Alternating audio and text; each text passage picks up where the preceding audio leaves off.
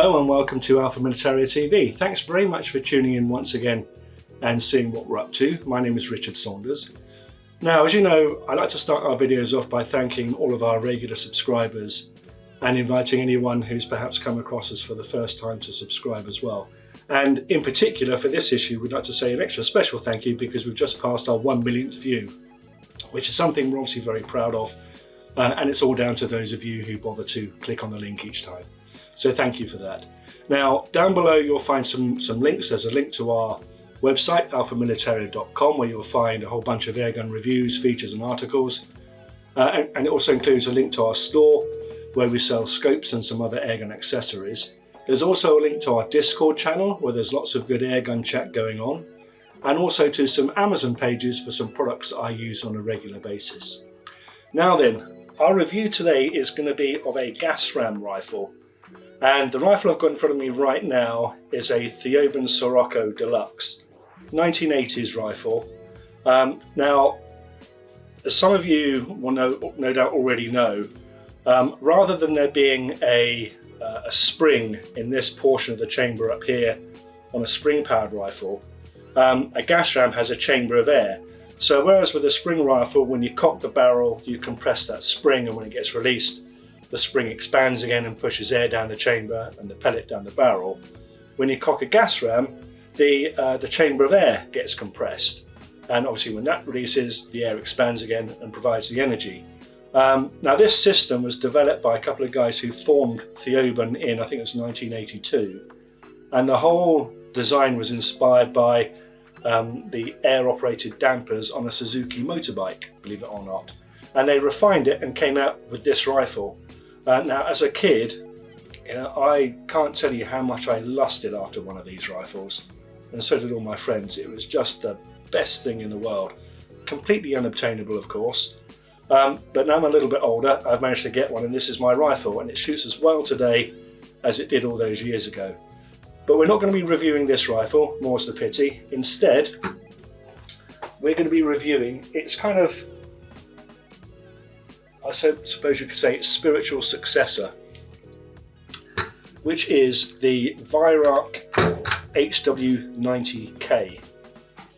Now, this rifle, in actual fact, was developed partly in conjunction with Theoben, and Theoben actually provided a lot of the mechanicals in the early days, and now it's developed by Weihrauch. But it has the same basic engineering, has a chamber of air that gets compressed, excuse me, and is cocked by breaking the barrel. Now it's been around for a little while and is in actual fact the only gas ram in the Weihrauch lineup. Most manufacturers seem to have kind of at least one gas ram in their lineup to kind of tick the box, I guess. But this really has for a long time been regarded as one of the best, if not the best, gas ram rifles on the market. I'm sure BSA with the Lightning would probably have something to say about that, but this really is a superb rifle. Now what we're going to do is we're going to, as usual, run through the rifle from back to front, then we'll zoom in on some of the key features, then I'll take it down the range, put a few pellets through it, and we'll see how it shoots. Now the HW95K is a fairly substantial rifle. It measures 1,140 millimeters long and weighs 3.8 kilos. So with a scope on, you're looking at closer to sort of 4 kilos. And that might seem a bit heavy, but it's actually quite standard in comparison with a lot of other top quality break barrel and indeed underlever rifles. And it's as I said before, it's the only gas ram in the Weihrauch lineup, and most manufacturers tend to have sort of one or two in their lineup. I think there's a sort of a kind of a box ticking exercise for those who absolutely want to have a gas ram, and I think it's a good thing because there are some definite advantages with the gas ram. Many people will talk about the fact that you can leave them cocked, for as long as you like, and it won't weaken anything. I think a lot of people get worried about leaving a Springer cocked for a long time. I don't think that makes much difference either. But the fact that you don't have a spring inside here means that there's very little mechanical noise. There's no spring clanking up and down when you pull the trigger. There's just a compartment of air and a piston. Now, a lot of people will also say that gas rams are quite harsh to fire, And that's certainly true. Now, some of them are. Good gas rams, that's not the case. Other gas rams, yeah, some of them can be quite harsh. But I've shot plenty of spring rifles that are quite harsh as well. So it really comes down to the quality of the individual rifle rather than the category of rifle, I think. Now, the rifle at the back has a solid brown shoulder pad. There's no adjustment in it. It is finished off with quite a tasteful black spacer. There is a cheek piece on the left here, obviously biased towards right-handers. There isn't one on the other side for left-handers, but as a lefty, I'm pretty sure you would be able to shoot this quite comfortably. The comb up here is quite nice and high, and there's quite a nice scoop down here to accommodate your hand when you're gripping the pistol grip, and you can shoot this with a thumb up or a thumb wrapped around grip quite comfortably. There's panels of checkering, some quite nicely designed sort of a combination of checkering and stippling in actual fact on the pistol grip and on the fore end up here. And I should say the stock overall is made of beech and is a really handsome sporter stock. The quality of the blacking is superb, really deep, very even as well, and not too shiny. On top you have a set of dovetail rails, and there are some little holes in the top here at the rear to accommodate an arrestor stud, either on a mount or as an arrestor block, and that basically has a stud that goes into one of those holes and then prevents the scope moving back under recoil. Now the trigger is a departure from the usual Weihrauch break barrel, certainly Springer trigger, the record unit, in that this is actually unique to the rifle, and it's called the Elite trigger unit. Just as good as the record in my opinion. The blade is this sort of a little bit blingy gold colour, is quite broad, is ribbed on the inside, very comfortable to put in your finger, and 2 stages obviously, adjustable, fully adjustable, and the let off is nice and crisp, and the demarcation between the 2 stages is very clear as well. Now also in a departure from Weihrauch Springers is the safety catch. Now Weihrauch Springers usually have an automatic safety catch which comes on at the back of the action up here. It's like a cross bolt that when you cock the action, it sets the safety catch automatically, and you have to push it through to take a shot each time. The safety catch on the HW90K is down here at the forward of the trigger guard, so just about far enough away from the trigger to stop me whining. And like the rest of the Weihrauch Springer range, it comes on automatically when you cock it, and you have to push this bolt through when you want to take a shot. However, unlike the Springers on this gas ram rifle, you also have a little button at the front here, which means that if you take the safety catch off, you can reset it by pushing that button, which is a really good feature, because on the Springers you can only really reset the safety catch by breaking the barrel again and sort of pulling it down the last half an inch or so to reset that safety bolt. So that's a really nice setup, and this safety catch is very handily placed in the front of the trigger guard. As I say, just about far enough away from the trigger to make it fine, and I really like that reset feature. Now, the breech on all break barrel rifles is a potential area of weakness, because you have obviously the main action up here, then you have the barrel here, and any play in this portion of the rifle is going to affect accuracy. Now, like all the Weihrauch break barrels, this area is really well engineered, it's really solid, there's lots of metal in there, and when it locks up, it does so very securely.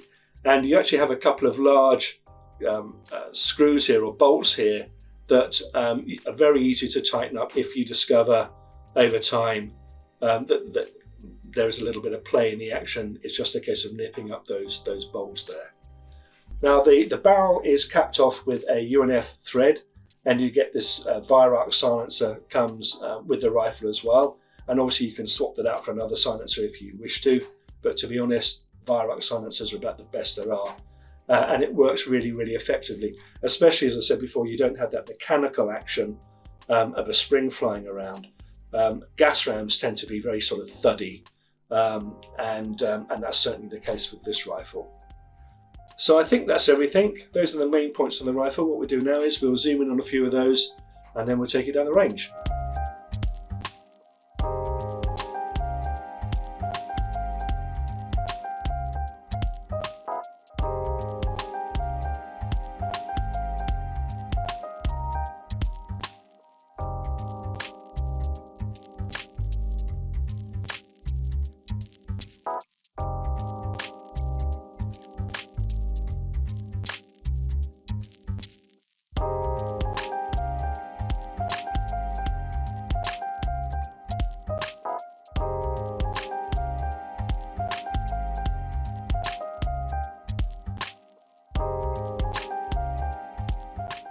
So breaking and cocking the HW90K is the same as a regular spring brake barrel, to be perfectly honest. There are no barrel latches or catches that you have to release to start with. You just literally break the barrel and cock the action. Now, as a right-hander, I find the best way of doing this is to put the butt of the rifle into the top of my right thigh. Obviously, if you're left-handed, it's the other way around. But put the butt into the top of your right thigh, hold on to the fore end with your right hand, and then just give the barrel a light tap. Now, some people will say that you can put a pellet into the breech at this point, and you absolutely can. On this rifle, though, the breech is not fully exposed, so you would have to hold the breech open slightly in order to gain access to put a pellet into it. And in doing that, you're holding it against the tension of the rifle, and there's every chance it could spring up and trap a finger. So on the HW90K at least, I would recommend just fully cocking the action like that, and then putting a pellet in that way. Now, cocking the rifle by breaking the barrel automatically sets the safety catch. And that's good, because if you were to press the trigger for some reason, that's going to prevent the barrel flying up and trapping a finger. Now, this rifle does not have an anti-bear trap, so if you actually depress the safety catch and pull it in and then pull the trigger, you can release the barrel under tension back into a safe state. So you can actually decock this rifle, which is quite a good feature. So that's a quick rundown on the main features on the HW90K. We'll go down the range now and see how it shoots. Well, I've come down to Reading Air Target Shooting Club once again to put the HW90K through its paces. I've set the target out at 20 meters, and you can take 10 shots with using Air Arms Dablo field pellets 177 4.52 size.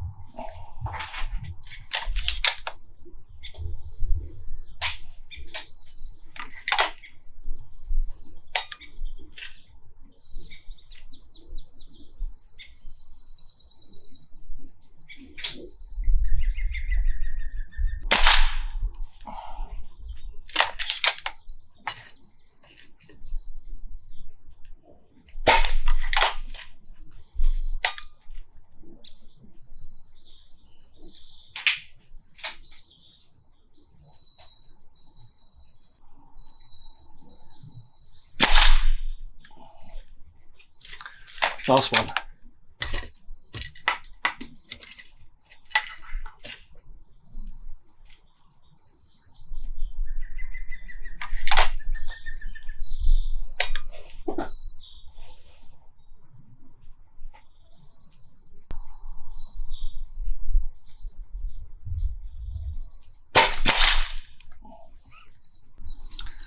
So that didn't look too bad.